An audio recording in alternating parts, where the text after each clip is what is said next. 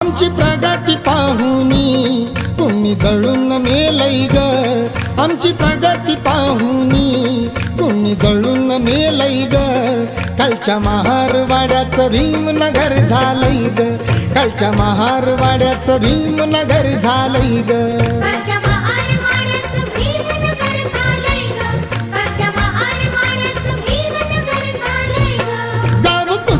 बाहेरचं रूप बदलून गेलंय ग, गाव कुसाच्या बाहेरचं रूप बदलून गेलंय ग।